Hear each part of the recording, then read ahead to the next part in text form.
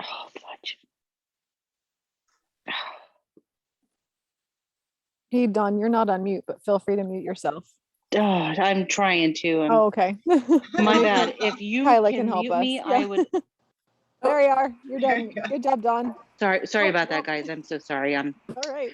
weird little crisis is everywhere, right? Yes, always.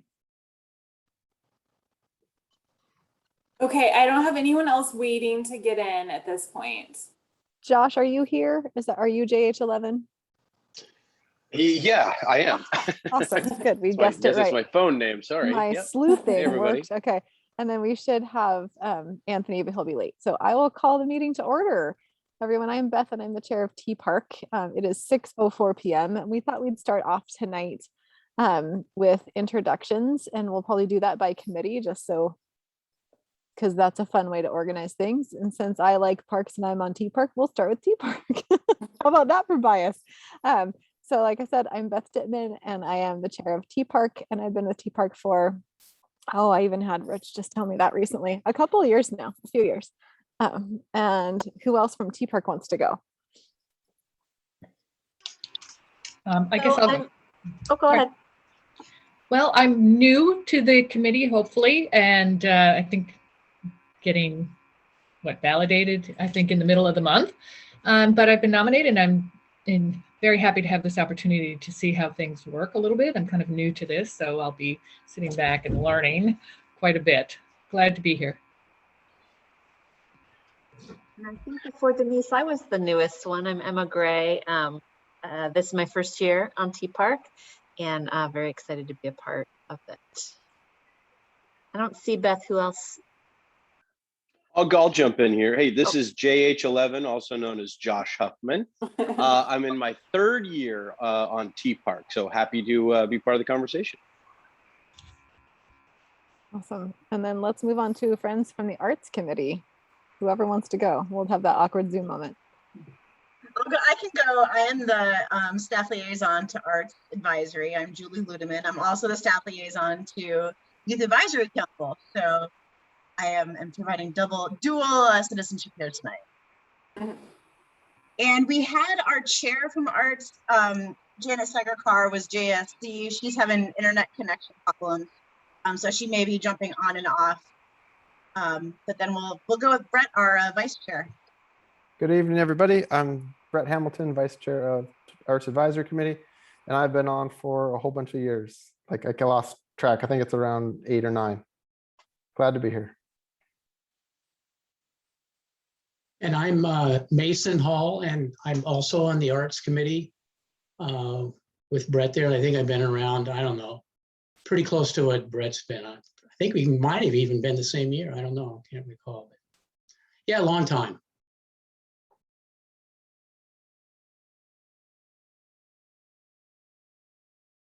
Yeah, hi, I'm Dawn. I've been in the Arts Committee for over 10 years, probably 11 or 12, and happy to be part of the conversation.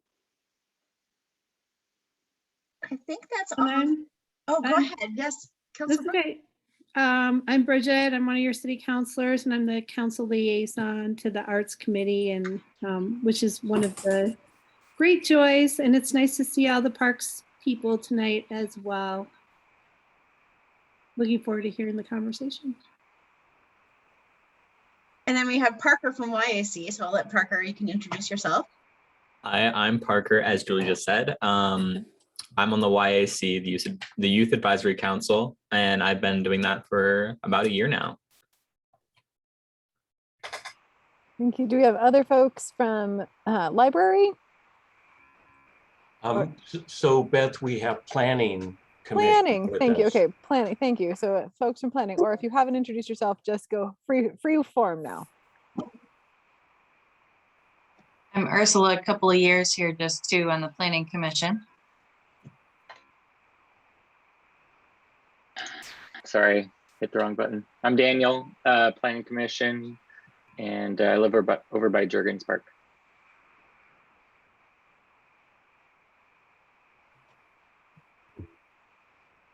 Hello, I'm Brandon. I'm on the Tea Park.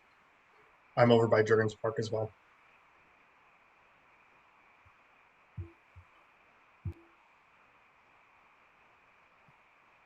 And then let's have any other staff who haven't introduced themselves, and Ross, why don't you go last? And I'll turn it over to you.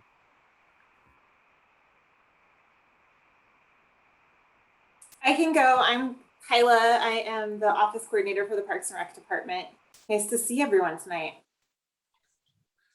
Rich Mueller, Parks and Recreation. Hi, everyone. I'm Ross Hoover, Parks and Recreation Director. Great to see everybody here tonight. This is fantastic.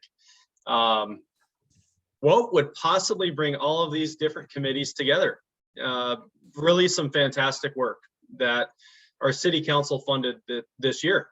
And that is, we have an amazing opportunity as a group, as a community, as a city, to imagine the future of parks in the Basalt Creek area.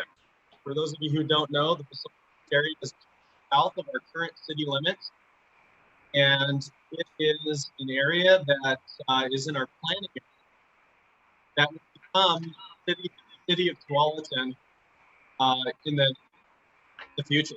And so what we're doing tonight is starting that process of imagining parks in the Basalt Creek area. So we have brought on board a fantastic team of not just staff, but consultants. And so we are joined tonight and Rachel Edmonds with MIT and Cindy Mendoza with MIT, and excited to have this conversation tonight, but into the future as well. So I think we can kick it off, Rachel. Sure. Let me share my screen. Let's see here. Just so you And guys know, can, there is some and background noise, so I don't know if you want to try to mute everybody. So can you guys all hear me? Am I coming in clear? Okay, great. Yes. Let me know, caller, if something goes awry. And you guys can all see the presentation board. Okay. Thanks again for everybody for having us be part of this focus group tonight with this wide-reaching group in the city. My name is Rachel Edmonds. I'm a project manager and a landscape architect with MIG. Fun fact, I grew up in the Tualatin Basalt Creek area, which is this little green zone here that you'll see. So I haven't lived there for over 30 years, but my formative years as a kid grew up on a little farm in this area. So it's very tender to me, and it's like I'm excited to work on this project for more reasons than others. And then with me tonight is Cindy Mendoza. She's a park facilities and recreation system planner. She worked on the system plan, as did I, in a supportive role a few years ago. Essentially, that's a big reason why we're here tonight, is that plan recognized the need for parks and recreation facilities in this newest part that will be Tualatin in coming years, and as soon as people annex in, I guess. Right now, we are in the public engagement portion of the project. There was an earlier part of the project that looked at this, where we as consultants looked at the site, developed site criteria for parks for this area, and then we've also been developing a framework for its future development. And that's kind of what we're here tonight to get feedback from you. So far, public engagement has been a mix of in-person events. We did a public, kind of a table and tent event at Tualatin Community Park a few weeks ago. Last Thursday, the group was out at IBAC Park, where we were meeting with neighbors of the Tualatin Basalt Creek area. So these are folks that are not residents of Tualatin at this time. They will be, they're subject to the new land use designations in the area. They had a lot of questions about the parks plan, and we had a great interaction with them last week. And then next week we will be couple weeks from now, we'll be meeting with a business focused group. And you guys are meeting with us tonight to kind of get the city committee's take on things. And then moving ahead in the next month, we're going to be really busy drafting a plan, a master plan for the parks in this area. And then with the idea of going to council in November. So the first portion, I'm just going to introduce you a little more intimately to the site. The area is about 300 acres, maybe give or take a few. And first part of our project was just getting to know it a little bit in terms of the physical site characteristics, which helped inform us about, what the opportunities are for this area. A few things that to take note of is the Basalt Creek stream that runs through the middle of the project area, and the presence of Metro Title 13 lands.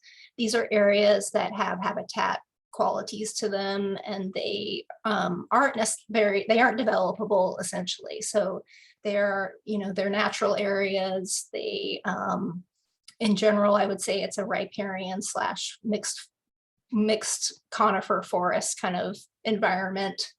The area has a lot of topography. The pink in this diagram shows areas where slopes are over 10%, and over 10% is pretty steep. That's like walking up a really steep hill. And some areas of the site even are up over 25%. So it's there's a lot of contours in this area. Other things to note are just kind of the overall characteristics of the existing uses, which a lot of them are, kind of hobby farm type residences with old blueberry fields. There's orchards towards the western part of the site. There's more industrial areas and a railroad that runs along the west boundary of the site. And the Tonkin Ice Age Trail alignment, that's a Metro project, is also along the west boundary of the site. That was a master plan that Metro worked on a few years back.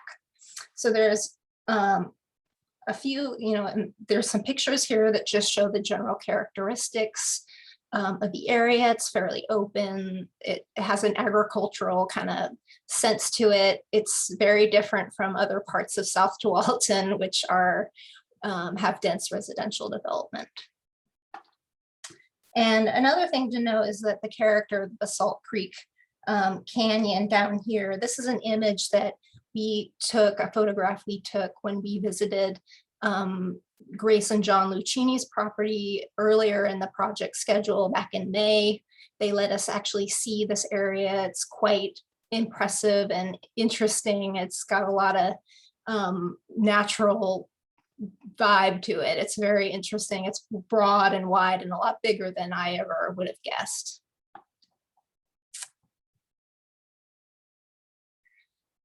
So, the task that taking that information that we gathered from this site analysis kind of criteria development stage of the project, we are kind of tasked with creating a framework for future parks in this area.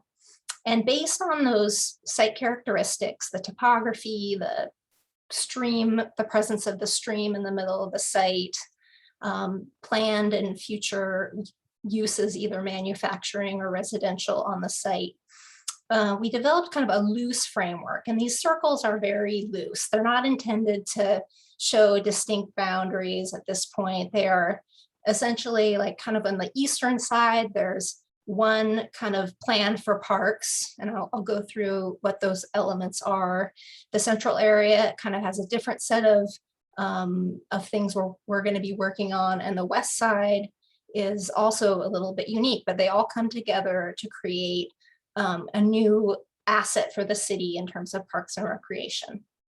I'll start with the west area, and as I discussed earlier, there's a mix of planned residential and manufacturing uses for this area. The western side of TBC is what we call it, Tualatin Basalt Creek, is slated to host manufacturing uses. So the park's concept for this area is taking advantage of that Ice Age trail alignment to create walking and bicycling and commuting opportunities for residents and for employees in this area. There is likely to be a trailhead location in this area where people can, there'll be a few parking spots where people can stop off and get on the trail.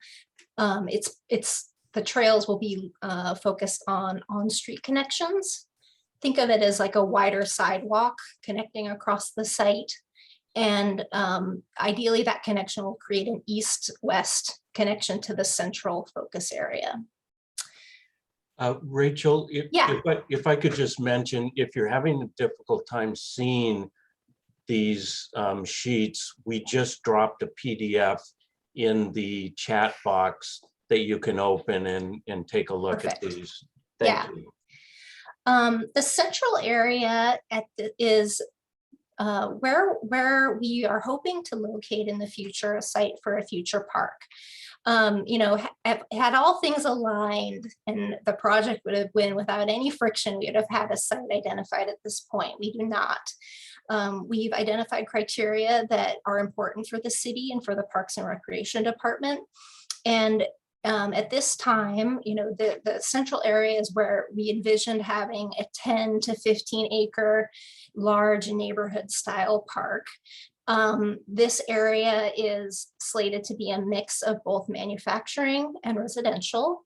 Some of the parcels that are slated to be manufacturing have a lot of topography to them. So we are looking at those because they may not be very ideal for manufacturing in the future. That's just kind of one of the things that we're considering, one of many.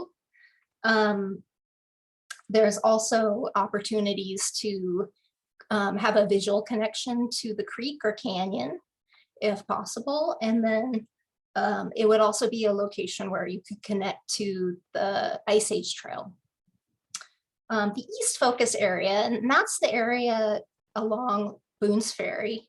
That one is where we're actually have a little bit more understanding of what's going to happen in the shorter term. And that's because a big part of this area already has plans for residential subdivision development. The focus of this zone is going to be centered on homeowners association parks. So there's two developers with plans for new development in this area. Both of them have a sense of providing parks and recreation as part of their concept plan. The Parks Department is working with them to kind of finesse what that actually means in terms of recreation and open space. And those plans are being developed, and we are as consultants, we are providing our own input on what is important to include. There's an opportunity to partner with Horizon High School in the future.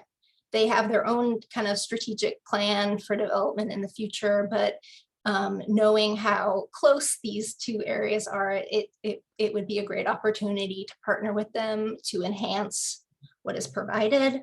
A big part of the HOA design is managing their stormwater on site. And those stormwater facilities are also, ideally will have some kind of quiet open space quality to them that can be added and counted towards the parks facilities for this area.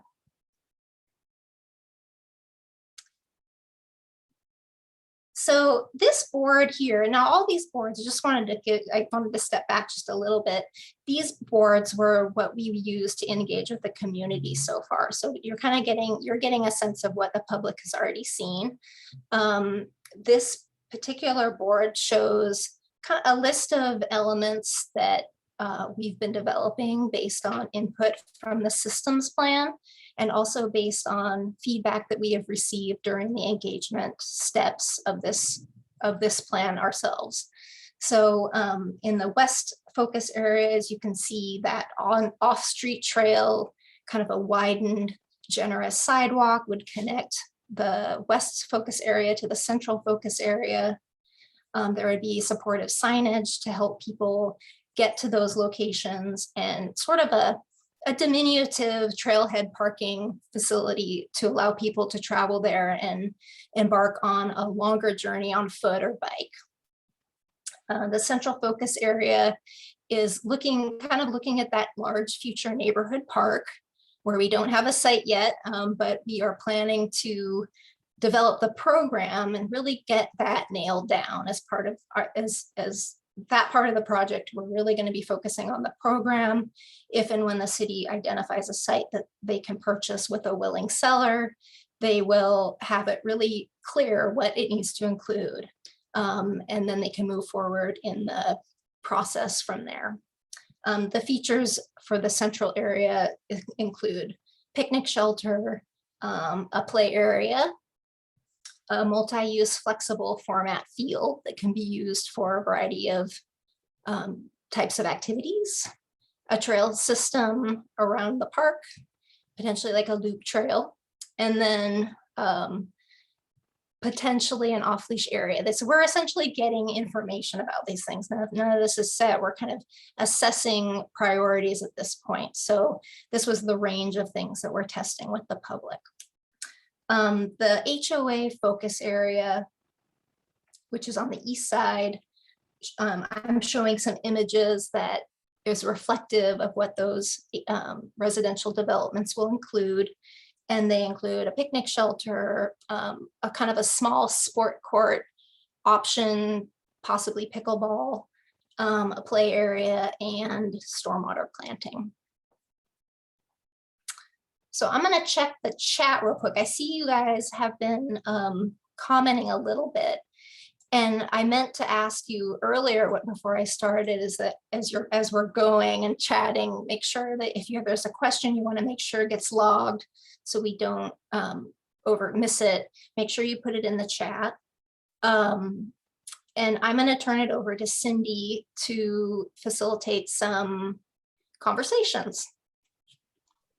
Great, thank you, Rachel. Yeah, let me know if I need to go to a different sheet. I think we're good at this point. The two good questions that have arisen, one with regards to the homeowners association park. The comment we've added there is that typically those parks that are managed by homeowners associations are intended by use for local residents only.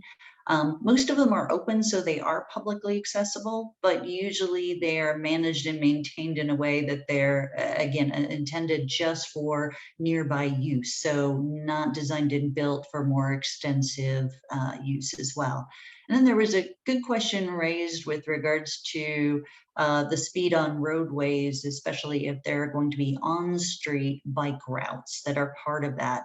At this point, transportation planning is identifying those road patterns. Clearly there's a bike safety issue we want to take into account that would be able to identify high-speed roads that are more suitable for off-street trails, not on-street trails. And certainly the first two images in the orange area on the screen you see there shows a couple of different opportunities for either off or on street trails. And if there's additional questions, feel free to either chime in or raise your hand. It looks like somebody has added in. Beth, thank you for the idea with regards to the nature park. If there are specific questions, let's address those first, and then I'm going to start to ask you all about your impressions and highest priorities as well.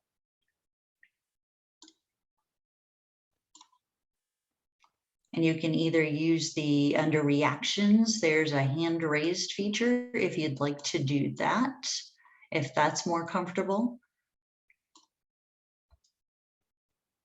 Or not seeing any hands raised and not hearing anybody chime up, I can start to ask you all some questions. All right, since we have a big group here, and since Rachel actually covered a lot of different items, we want to make sure everybody has an opportunity to share with us what you think are the most important aspects of this Tualatin Basalt Creek area. And we talked about protecting natural areas, addressing stormwater and green infrastructure needs, enhancing trail connectivity, providing active recreation and play, either through a smaller neighborhood park in the eastern residential area or a larger park that meets not only the needs of nearby neighbors, but also employees and visitors to the area, and even some key partnerships. And with that, there's a lot of different recreation opportunities we can integrate as well. On the boards, we're looking at trails, sports fields, splash pads, dog parks, sports courts, picnic areas, even, obviously playgrounds as well, and a variety of features. So I'm going to open it up to you all. Of all of the things that we've mentioned, what do you feel is the one highest priority for this area? And Cindy, if I can mention, Parker did raise his hand. Parker. Oh, I was going to answer that question that she just asked earlier. Perfect. So we did this sort of like thing at a YAC meeting about a month ago, and the overall consensus was that the members of that council were very much pro towards trail and natural areas.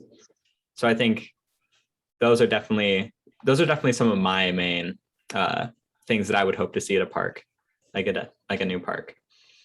Fabulous, Parker, and thank you for leading us off. I really appreciate that the Youth Commission jumps in to take the lead here of all the advisory members here. That's awesome. Who else? Feel free to jump in. I do have a list of names here too, and can start to call on people to ensure that everyone has an opportunity to speak. Daniel, I see your hand up, and then Bridget will be next. My first time using reactions, and I've used Zoom for about 3 or 4 years now. So I actually have some perspective that's not directly associated with the Planning Commission, but I'm coaching soccer these days. And the president of the soccer club made a special plea to all coaches during the coaches meeting to ask for more field space. And so I'd just be curious, that's like my one exposure to it. Certainly like in the teams I'm coaching, we're kitty cornered against, 3 other practice fields. And Ibach Park's pretty busy most nights. So I'd just be curious, like, what is the demand for fields in Tualatin, compared to, relative to the space that we have compared to, other cities in the area?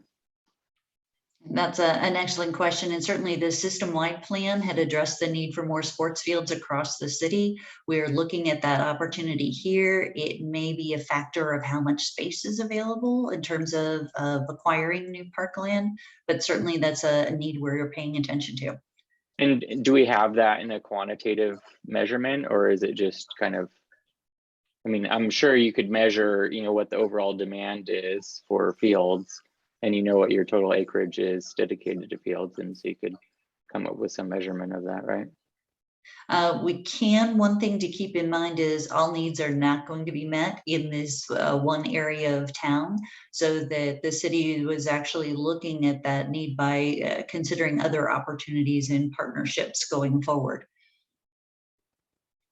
And certainly that's one of many needs that this site can help address. Well, sure, I understand that. I'm just curious quantitatively, because you could also say, hey, you know what, quantitatively, you think that you need more fields, but actually your fields are being met comparative to, Tigard or Beaverton or whatever. I don't have those numbers off the top of my head, but we can follow up with you afterwards to address that specific question. Bridget, you were next, and then it looked like Emma, her hand raised. Thanks. I guess my question is kind of related to both Daniel and Parker's comments. Just knowing and having walked over in a few different areas of the Basalt Creek Canyon and waterway, how it opens up, and some of the limitations. My concern around that is already from neighborhoods that there's algae growing in a different way on the wetlands than there were. And so for fields, I have a priority around managing the stormwater in a way that we don't further, I don't want to say the word pollute, but I guess I would use that word, the wetlands there. So I'm just wondering ways of being mindful around that. And then I'm also I've been very vocal because we haven't even talked about the proposed bridge that's there. But the idea of taking bicycles on the same thoroughfare as freight and putting that close by our kids and wetlands, that's something also that I just think it's really important around being mindful around how we manage that and be safe and be environmentally conscious. So, and it's not that I don't want more sports fields, but I want to make sure that they're in places that don't do damage to the wetlands. So to be thinking, and I think it's really important for even the people that understand that are concerned with sport fields to know that the topography needs there, and already the stormwater management there has been a challenge. So what looks like square footage might not be the square footage that could be used for that. And yeah, that's my thoughts so far. Excellent point. And certainly looking at the way we balance the opportunity to protect the natural resources that are there, but also identify parkland that's not within wetlands so we can support some active uses is a key challenge here as we look for the site that can actually balance both of those things. Let's see, Emma, you had your hand up earlier, but it's down now. Did you want to go ahead and talk? Yeah, just speaking from my own personal perspective, like several folks that have already spoken today, my highest priorities are protecting natural resources and areas, stormwater management, trails, and I have a really high value on native plantings and making sure that landscaping that we're doing would encourage more native plantings in the areas. Thinking about all of these other amenities, which are wonderful, and I'm not necessarily like philosophically opposed to any of them, but when I think of larger parks and playgrounds and splash pads and dog leash, off leash areas and sports fields, I think of parking lots.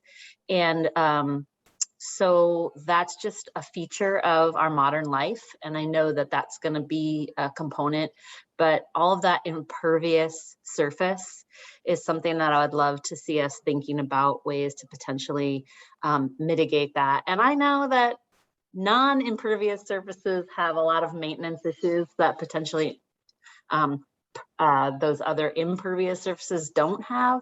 I like to also consider myself a pragmatist, but those are things that I think about a lot and that are really important to me. And I live right in area, just on the other side of Area 3.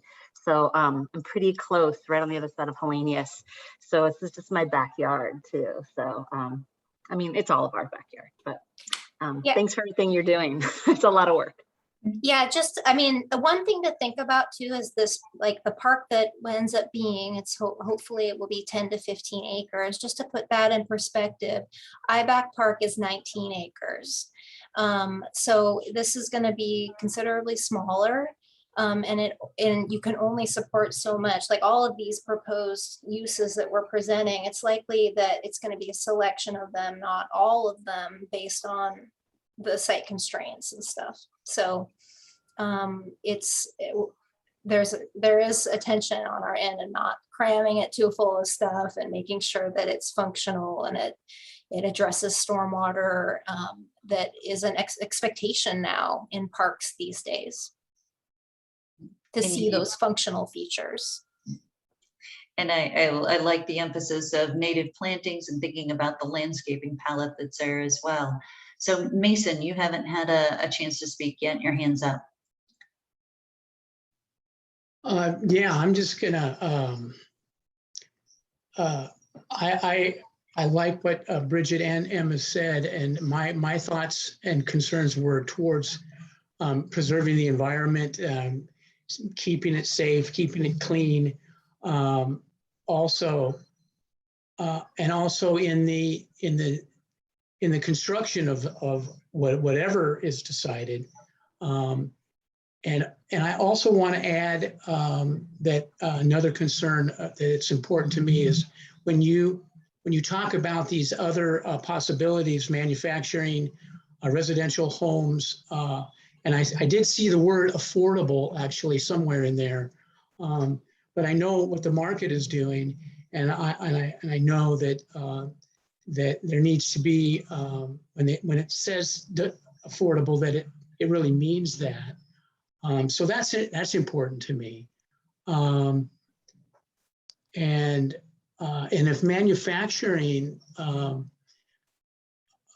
you're talking about the construction, and there's a lot of environmental issues concerned with that, and regulations that can be made. And I don't know how that works and what the city can do, but that's another important concern also for me. Certainly focusing on the environmental regulations, keeping the area affordable, all of those are important, as is the comment that I believe it's Janet, JSC, put in our chat, which is making sure that we are focusing on ADA accessibility and the ability to meet people's needs across a whole spectrum of users. Janet, did you want to comment further on that?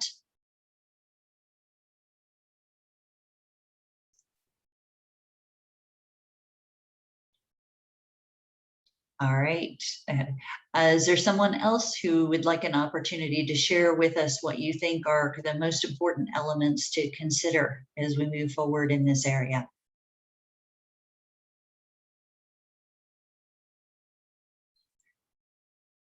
We've got a couple of new messages coming in. Certainly looking at trail connectivity is an important one.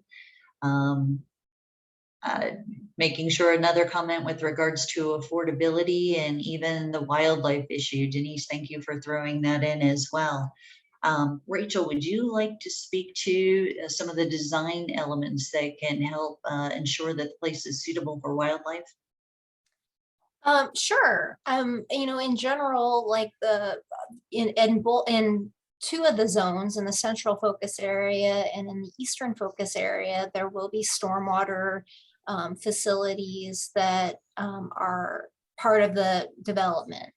You know, around if there's a parking facility in the central areas, you need to address the stormwater on site. Those facilities, you know, can be enhanced and kind of tie into the natural perimeter of the site to provide habitat for birds and other kinds of animals and insects. Probably insects are a species that are more and more in vogue to be planning for these days in parks. So those stormwater facilities are a major one. Any kinds of play area could potentially have a natural play component to them that would not be that would be suitable for other similar types of pollinator animals and such.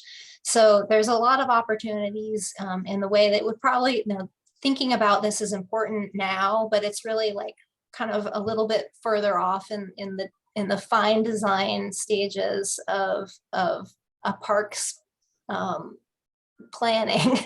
So if I'm a little spotty, it's just because I'm having trouble getting really specific when we've been talking about a more general site.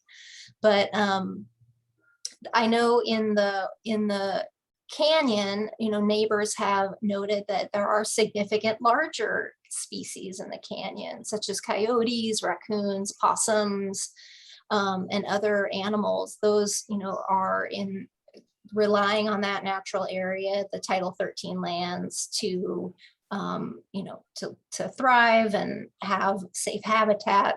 The parks is not going to touch those.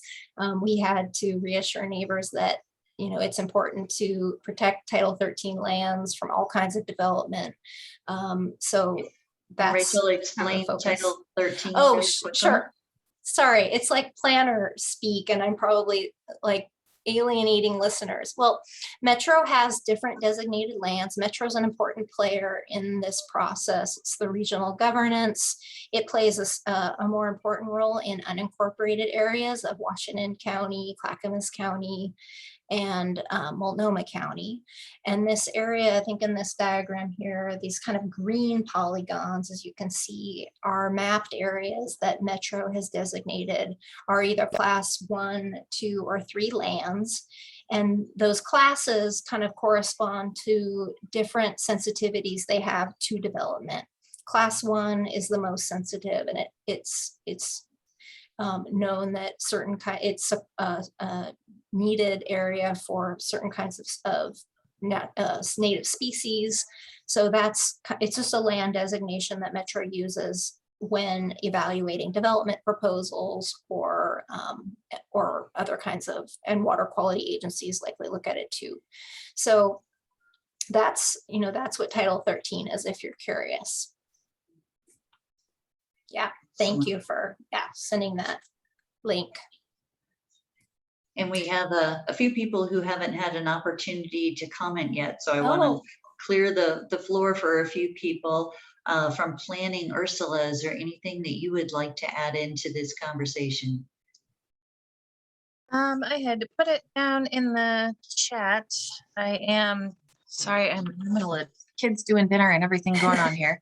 So we were mostly concerned with trying to keep the, I guess, natural part of the area, because like you guys are saying, looking at the map, just looking at the map visually, there's a limited amount of acreage that's going to be available, and it's gonna be how we're going to decide what the best use of that may be, while being able to hopefully reserve some of it for, changing our minds in the future if we're going to be here for working on it for a while. I know that behind the high school there, where you guys are looking at all that tree fall between the high school and the highway, the planning commission was talking about that. And yeah, there you go. Yep, there you go. Where, that offers many benefits, not only for noise reduction and garbage absorption from the highway and whatnot, that we're trying to figure out. And I think I saw Daniel earlier asking if the HOAs from the residential areas that we're working on are going to be public or private or both.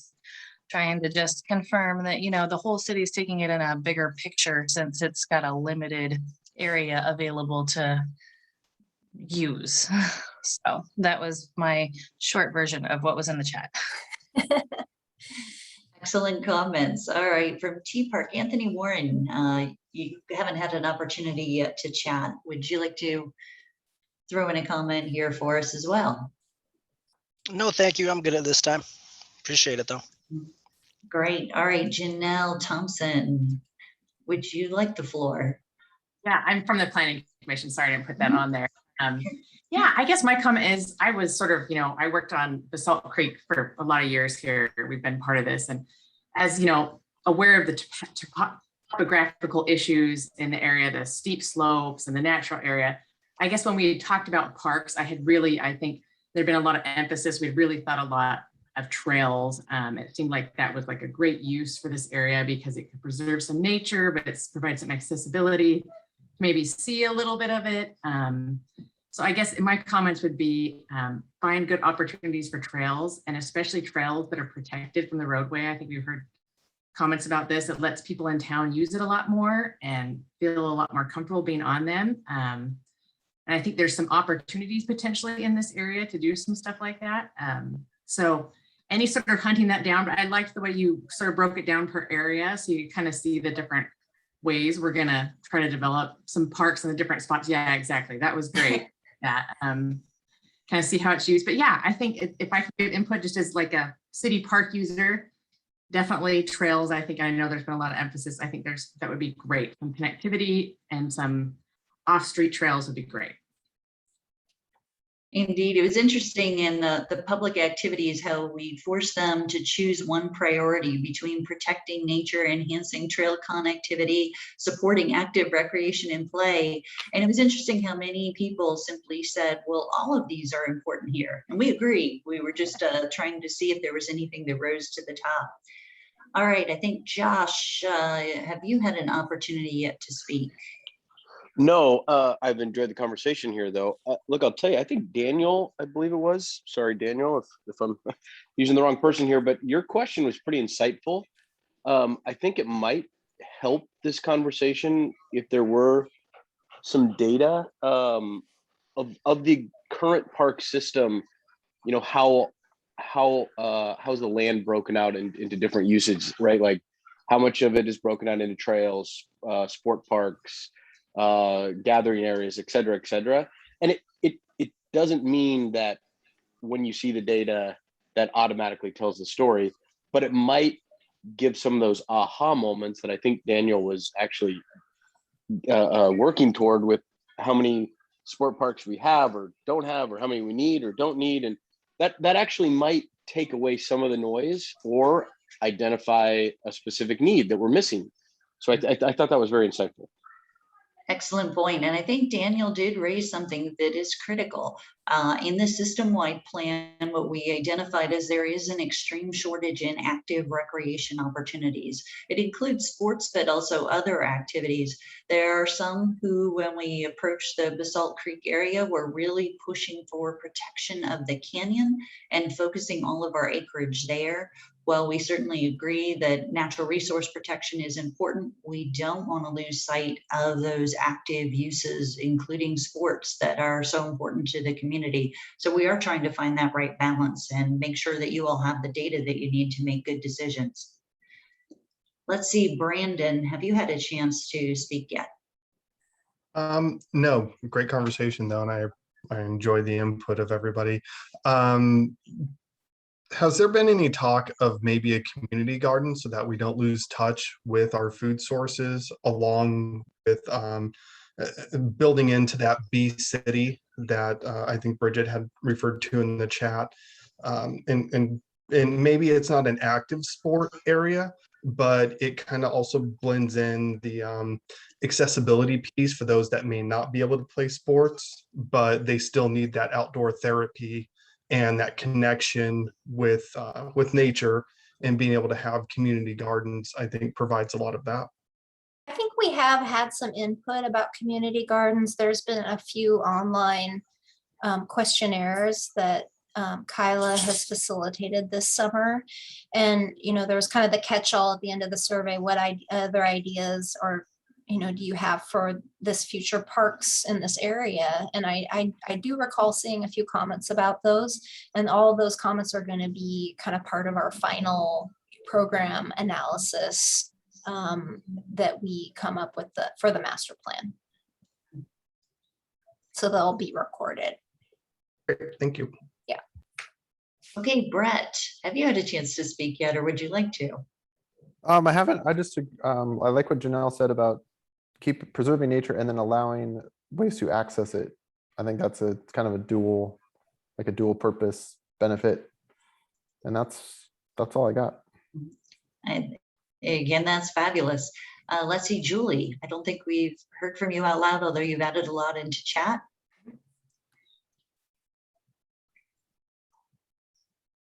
Are you talking to me or a different Julie? I'm staff. Yes. Oh, I'm good. Sorry about that. Let's see, we've got Brett. Who am I missing here? Beth, did you want an opportunity? I did a number of chat comments, just agreeing that I think Daniel brings up lots of good points, and appreciate that perspective of looking at costs and comparisons and having data to inform the decisions. I think trail connectivity it makes the most sense in terms of the space, and I look to Janelle's guidance in terms of perspective from the earlier planning stages of this. And I guess not really knowing topography being the challenge and acreage being the challenge, I also wonder if some of the mindset could also be that connectivity, or where things are placed, that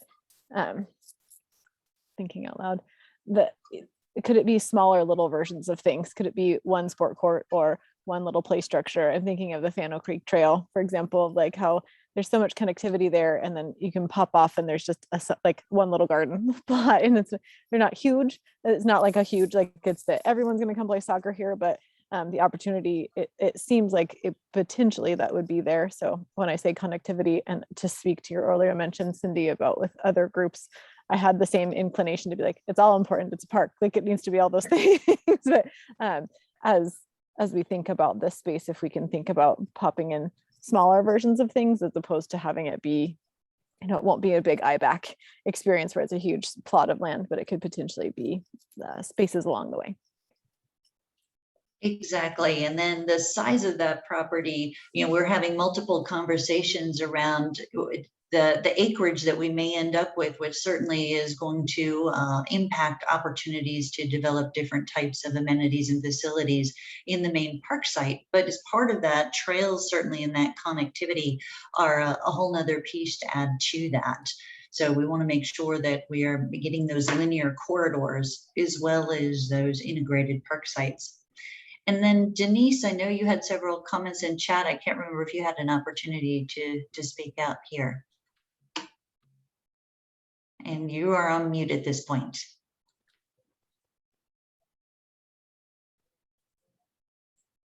Okay, good.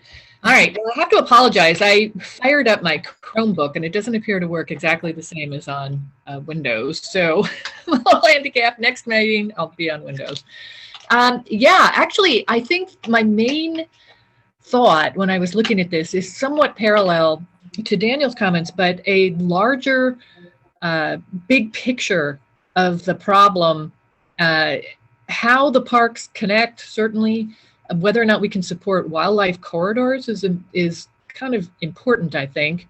And it would really help to understand a little bit how, I just don't have a good picture in my mind. Like I can't even quite picture where Ibach Park is with respect to this park.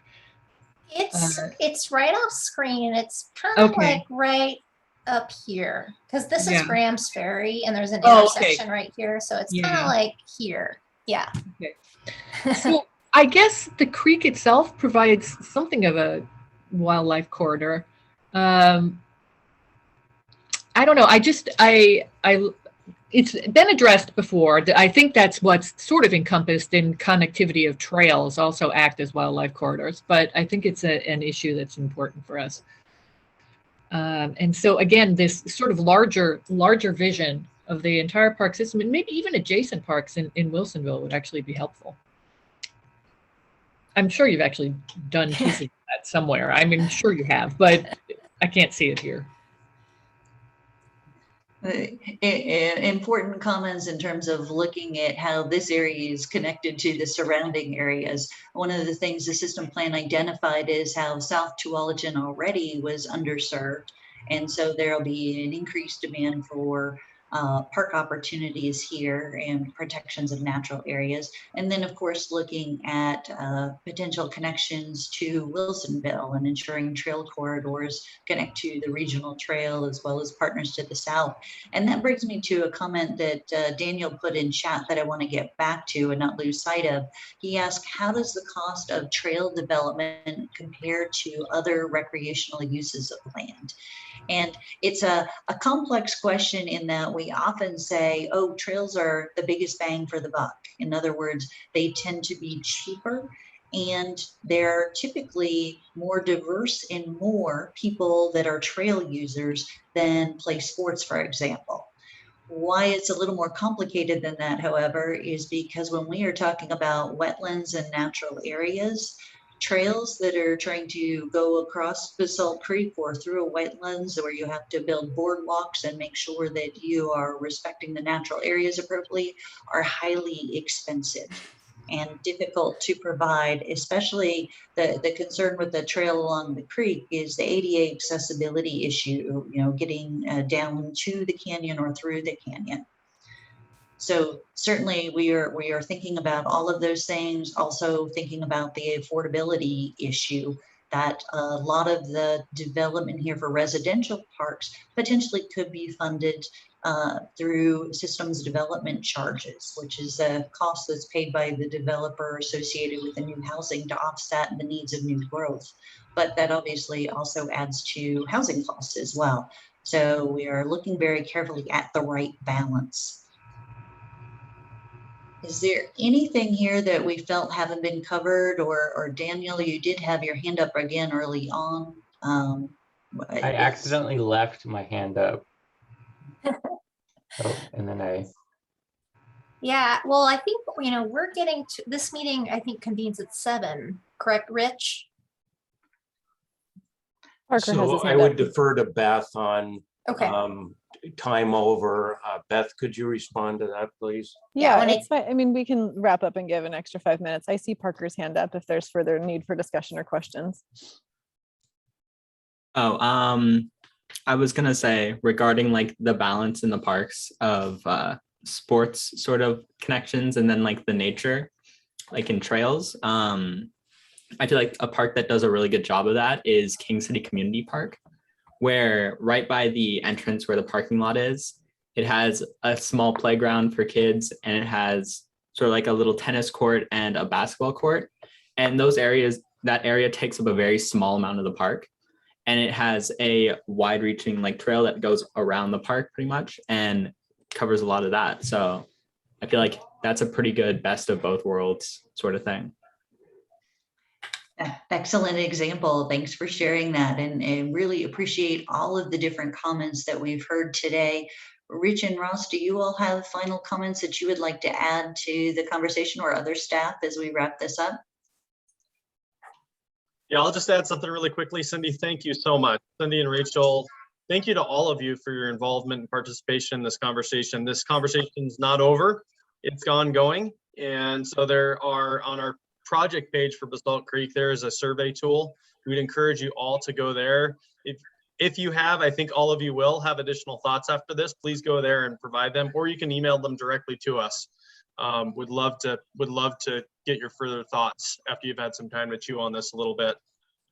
The second thing I'll add is, if you're interested in digging into some of the data, if you want to see the work we've done, the gap analysis we've done, the indication for future projects that align with those strategic goals in our master plan, visit that master plan document. The short answer is, athletic fields, trails, natural areas are all valued and needed within our system.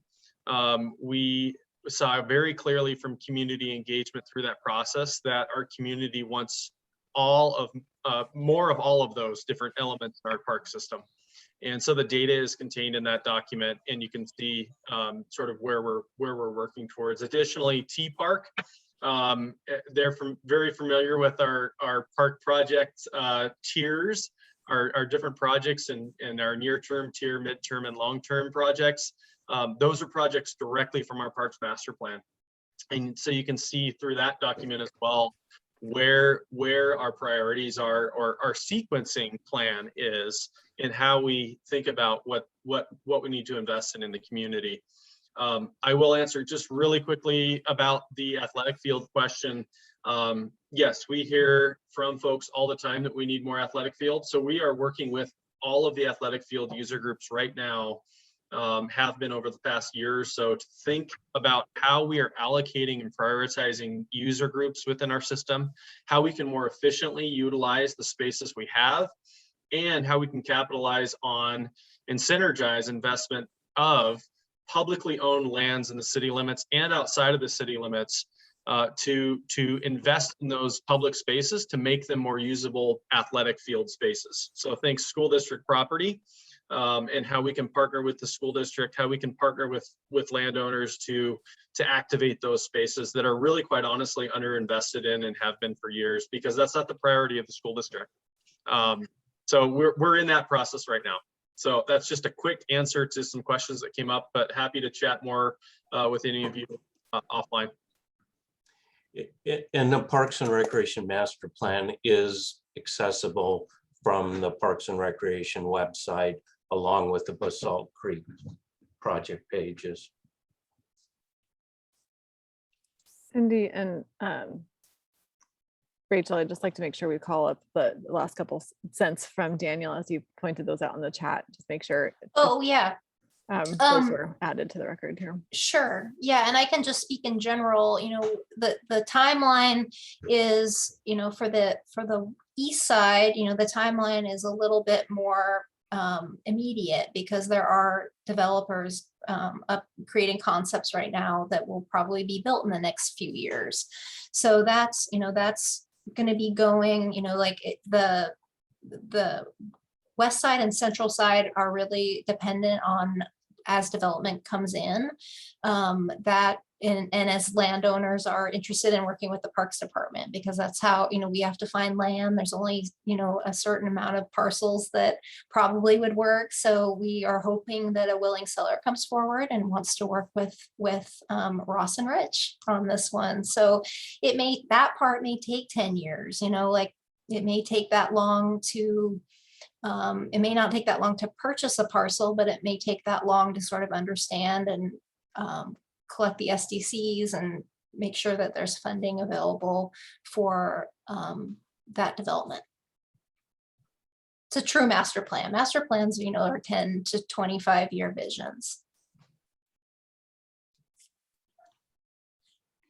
And we have also saved all the chat comments so that they can be part of the record. And, at this point, we're anticipating that part of the park will be funded through systems development charges, but depending on the mix of amenities and facilities, it may require an additional bond measure, given where land prices are currently, as well as development costs. So we're looking at a variety of different funding mechanisms and also ways to save money for the city to invest more in the recreation facilities and trails. So everything is still on the table at this point.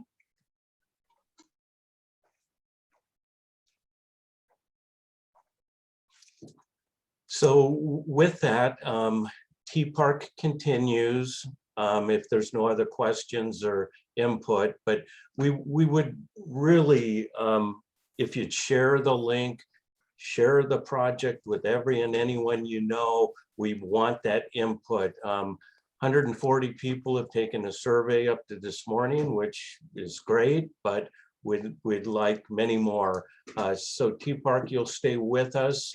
We're on the same link for T Park meeting right after this meeting. But with that, Cindy and Rachel, feel free to wrap it up, or Ross. Yeah, I think we're good. Yeah. Thank you everyone for coming. T Park hang out. Yeah, thank you very much for participating, planning, youth, and arts. Thank you. Great. Thank you. Thank you. Thanks. Thanks and bye.